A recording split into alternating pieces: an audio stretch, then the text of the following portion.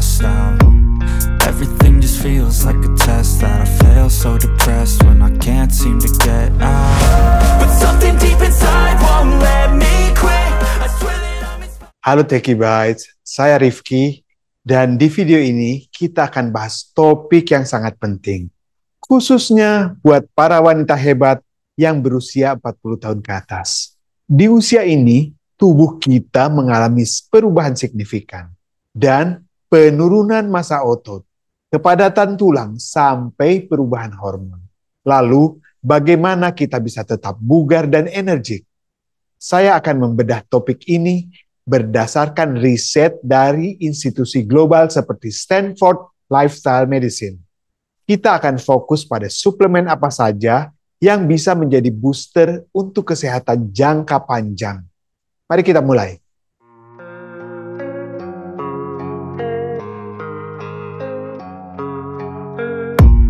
I don't really know what comes next. I'm just doing my best, even though I'm so stressed out. Everything just feels like a test that I fail, so depressed when Di usia 40-an, banyak sekali wanita mulai merasakan perubahan yang sering disebut perimenopause. Perubahan hormon estrogen berdampak besar pada kemampuan tubuh untuk mempertahankan massa otot dan kepadatan tulang.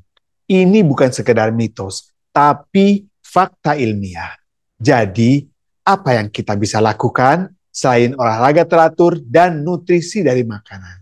Suplemen bisa menjadi alat strategis. Mari kita bahas 4 suplemen utama yang direkomendasikan oleh para ahli. Yang pertama adalah protein. Nah, menurut penelitian ini menunjukkan di usia ini tubuh kita butuh protein lebih banyak untuk mempertahankan otot. Saya tahu mungkin sulit makan daging atau tempe dalam jumlah yang banyak setiap hari. Solusinya, tambahkan protein dari bubuk protein ini bisa membantu. Tujuannya bukan menjadi binaragawati, tetapi untuk menjaga kekuatan dan metabolisme. Yang kedua adalah kreatin. Mungkin terdengar asing, tapi kreatin adalah salah satu suplemen yang paling banyak diteliti dan sudah terbukti aman. Di usia 40 ke atas, kreatin dalam tubuh kita itu berkurang. Padahal kreatin sangat penting untuk energi otot dan otak. Suplementasi kreatin bisa membantu kalian berolahraga lebih efektif, membangun massa otot, dan bahkan mengurangi brain fog atau rasa lemot. Dan yang ketiga, vitamin D3 dan kalsium. Ini adalah dynamic duo untuk kesehatan tulang. Wanita di usia 40 ke atas beresiko tinggi mengalami pengeroposan tulang. Kalsium adalah bahan baku, sementara vitamin D memastikan kalsium ini diserap dengan baik oleh tulang, bukan malah mengendap di pembuluh darah. Meskipun kita di negara tropis, gaya hidup kita kan lebih banyak di dalam ruangan. Bisa membuat kita kekurangan vitamin D.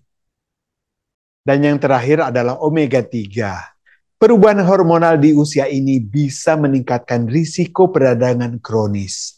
Dan omega 3 adalah asam lemak antiinflamasi yang bisa membantu. Manfaatnya bukan hanya untuk kesehatan jantung, tapi juga untuk fungsi otak dan mengurangi gejala peradangan pada sendi. Dan jangan asal beli suplemen.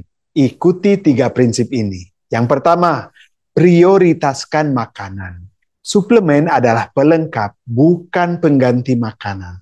Jadi pastikan kalian sudah mendapat nutrisi dari sumber alami seperti dari ikan, sayur, buah-buahan, dan kacang-kacangan.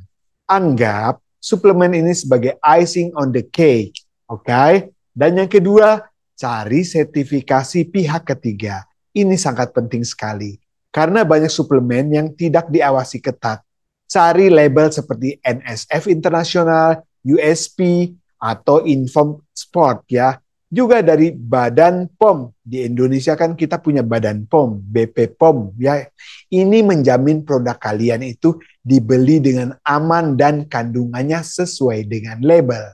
Dan yang ketiga, konsultasikan dengan profesional. Ini nasihat saya sebagai seorang PhD, selalu konsultasikan dengan dokter atau ahli gizi kalian masing-masing sebelum memulai suplemen apapun, karena mereka bisa melakukan tes darah dan memberikan rekomendasi yang paling sesuai untuk kondisi tubuh kalian masing-masing. Jadi pada kesimpulannya, suplemen bukan magic pill. Mereka adalah alat yang sangat efektif untuk membantu kalian mempertahankan kekuatan, energi, dan vitalitas di usia 40-an dan seterusnya. Kuncinya, pilih yang tepat, sesuaikan dengan kebutuhan tubuh, dan selalu padukan dengan olahraga dan makanan bergizi. So, bagaimana menurut kalian? Apakah kalian punya pengalaman dengan suplemen-suplemen ini? Share di kolom komentar di bawah ya. Jangan juga lupa like, subscribe untuk mendapatkan tips kesehatan berbasis sains lainnya. Sampai jumpa lagi di video berikutnya. Dan tetap sehat, Rifki pamit, ciao.